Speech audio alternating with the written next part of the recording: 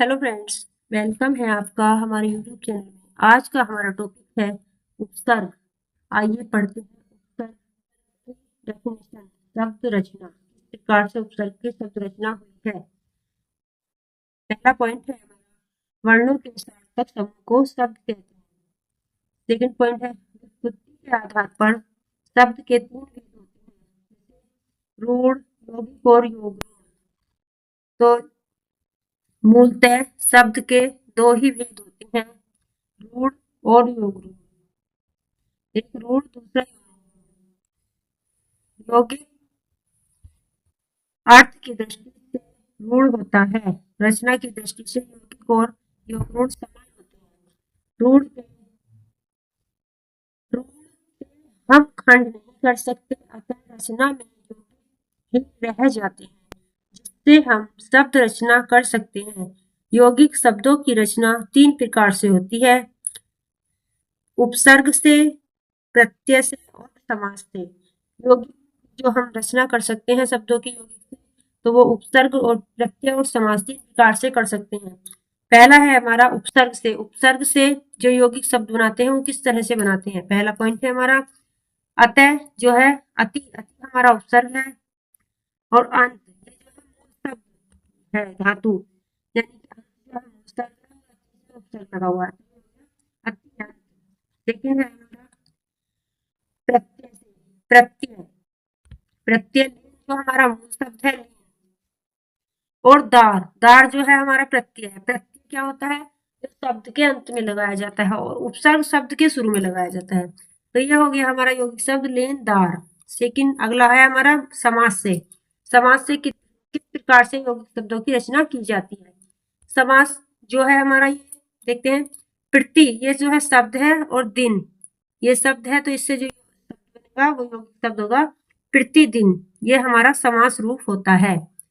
अगला पॉइंट है, कभी कभी एक ही मूल शब्द में उपसर्ग एवं प्रत्यय दोनों का प्रयोग होता है, जैसे स्व प्लस तंत्र प्लस ता।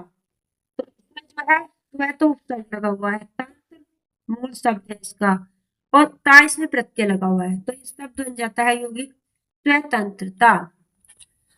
चलते हैं अपने नेक्स्ट टॉपिक पर। नेक्स्ट है हमारा, कभी कभी दो प्रत्ययों का एक साथ प्रयोग किया जाता है।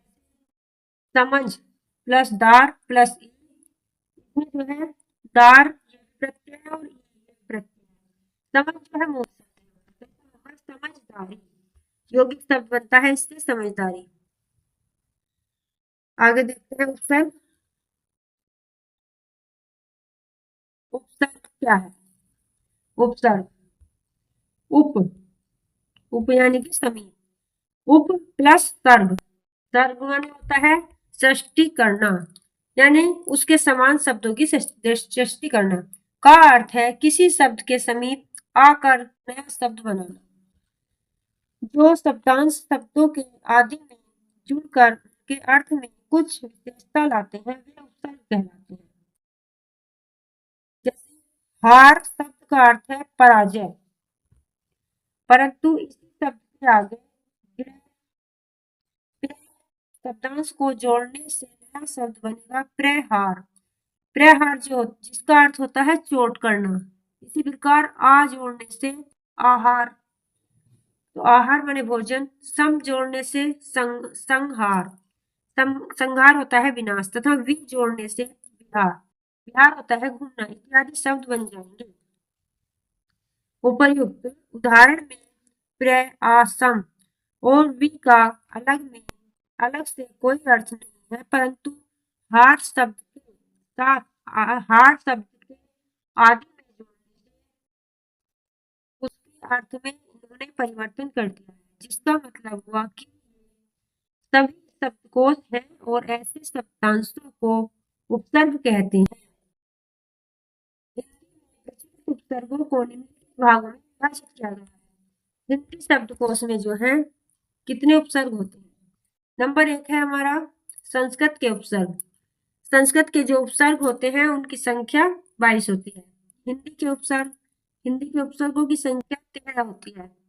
और अब हम आगे है हमारा उर्दू एवं फारसी के उपसर्ग, उर्दू और फारसी के उपसर्गों की संख्या होती है 19। अंग्रेजी के उपसर्ग उनकी कोई संख्या काउंट नहीं की गई है। उपसर्ग के समान प्रयुक्त होने वाले संस्कृत के अव्यय, कुछ अव्यय भी होते हैं जो संस्कृत में उपसर्ग के रूप में प्रयुक्त किए जाते हैं, जो हम अपनी आगे की नेक्स्ट क्लास में पढ़ेंगे। तो आज का टॉपिक हमारा यहीं तक था। लेते हैं विदा।